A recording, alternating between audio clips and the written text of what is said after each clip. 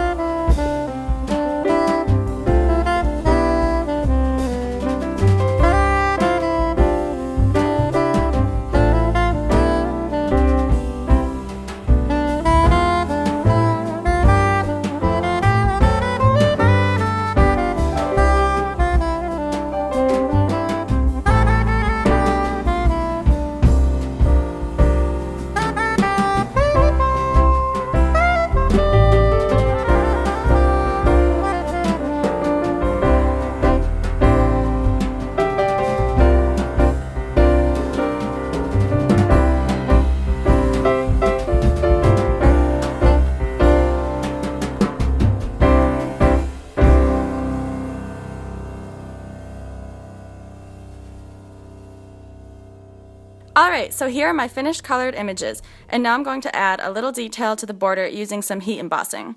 To start off, I am prepping my images with my anti-static powder tool, and this will help me to keep any excess embossing powder from sticking to where you don't want it. I'm now rolling my panel over my Versamark ink pad, and this will just add a bit of the sticky ink to the border. I'll roll it a few times to make sure that I get a good impression of the ink along the entire border. I'm now sprinkling on my embossing powder and dumping off any excess as I go along. Once I have that finished, I'm just going to flick off any of the extra pieces and heat set that in place. And look at that beautiful border you get. I think it really adds just that little extra something to the piece. Now for the larger spinner element, I was able to hold my piece while heat setting it, but for the smaller ones, they were too small to hold without burning your fingers. So here you can see I'm using the end of my paintbrush to hold on my element in place while I heat set the embossing powder. And here's the finished border for the smaller elements. So now it's time to work on the card base and the panel. Since this is a spinner card, you're going to want these two to line up perfectly, so I've gone ahead and used some Scotch tape to temporarily adhere the glitter paper to my base. I'm now cutting out where the spinner elements will be hung. I'm using my grid pad along with the ruler to get my measurements, and I'm cutting a 1/2 inch in from the top and the sides and 1 inch from the bottom. I'm now putting together the spinner elements, so I'm putting adhesive on the back side of one of the elements, and I'm being very generous with the adhesive since the elements will be moving around a lot. I'm now placing the string to where I want it on my spinner, and once I have that where I want it, I will place the other half of the element on top, adhering the two together with the string in between. I've gone ahead and done the same process to the smaller elements, and now I'm using my grid pad again to line up where I want the elements to be. Once I'm happy with their placement, I'm using just a piece of Scotch tape to adhere those into place. No one's going to see this part of the card, so feel free to use whichever adhesive you'd like. This is just easy and convenient for me. I'm doing the same thing for the top, but since the border is thinner at the top, I had to cut my Scotch tape in half, and I'll use the other half for the other strings. Now that everything is taped into place, I'm going along and trimming off the excess string. Now placing my adhesive onto the entire back of the panel, and I'm going to be placing that onto my card base.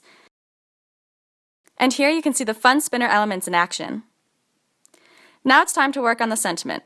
Since this is a personalized card, and since I didn't have a stamp sentiment that said what I wanted to, I'm going to be handwriting my own special sentiment. I've sketched out what I want it to say, and now I'm going over it with my Pigma, I think that's how you say it, Pigma Fine Brush Marker.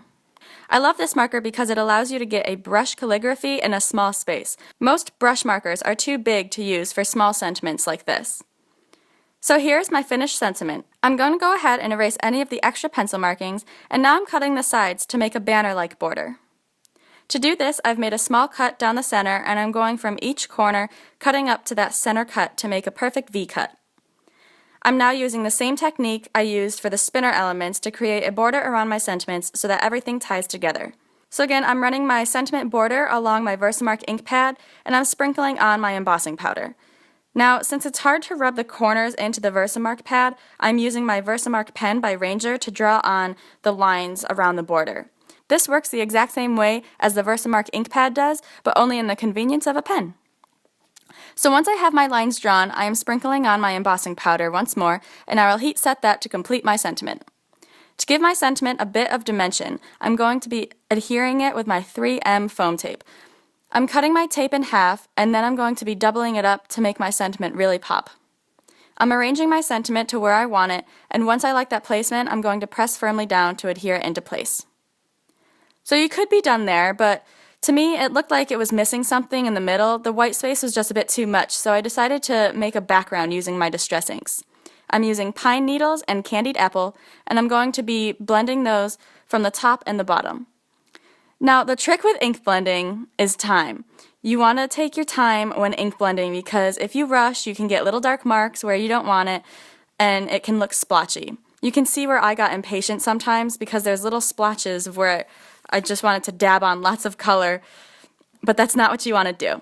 You also want to be patient and really wear out your sponges because the more you use them, the smoother your ink blending will be. I'm also using a piece of paper to hold my panel in place while I blend. This is to keep my fingers from picking up any of the ink and smudging it in places I don't want it to. I'm leaving a bit of white in the middle, and this is because the red and green are complementary colors, and when they combine, they create a kind of gray tone, and I didn't want that on my panel. I'm now going over my panel and splattering some water which can interact with the distress inks, creating a nice textured background. This also helps to cover up any of the little mistakes you might have made while ink blending, like I have here. I'm just dabbing off the water with a dry paper towel, and there you can really see the nice textured background that it creates.